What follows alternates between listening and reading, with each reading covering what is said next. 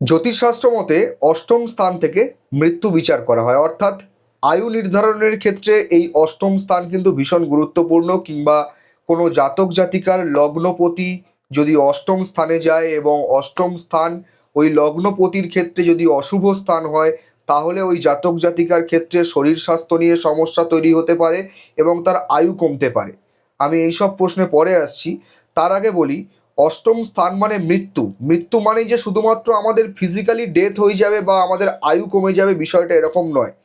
অষ্টম স্থানের লর্ড যদি কোনো হাউসে যায়, তাহলে ওই হাউসের মৃত্যু ঘটে। যেমন ধরলাম, অষ্টমপতি যদি কর্মস্থানে গিয়ে বসে বা দশমপতি যদি কর্মস্থানে গিয়ে বসে, দশম স্থান থেকে কি বিচার করা হয়? আমাদের ওভারঅল কর্মজীবন, মানে আমরা চাকরি করি বা বিজনেস করি, হোয়াট এভার যাই কিছু করি না কেন, আমাদের সেই কর্মজীবনে আমরা কতটা গ্রো করতে পারবো সেগুলো নির্ধারণ করা হয় এই দশম স্থান থেকে।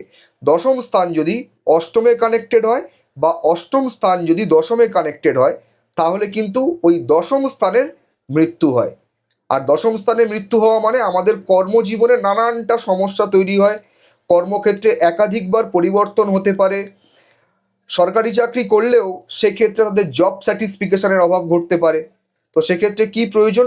সবার আগে দশমপতিকে পাওয়ারফুল করা প্রয়োজন। এবং দশমপতি গ্রহ যদি ধরলাম রবি হয়, এবং সাপোজ রবিকে আপনি পাওয়ারফুল করতে পারছেন না বা রবি পড়তে পারছেন না, আপনার সামর্থ্যের বাইরে, তাহলে রবির পৌরাণিক মন্ত্র অবশ্যই প্রত্যেক দিন যদি পাঠ করে থাকেন, তাহলে অবশ্যই আপনারা ভালো ফল পাবেন। ধন্যবাদ।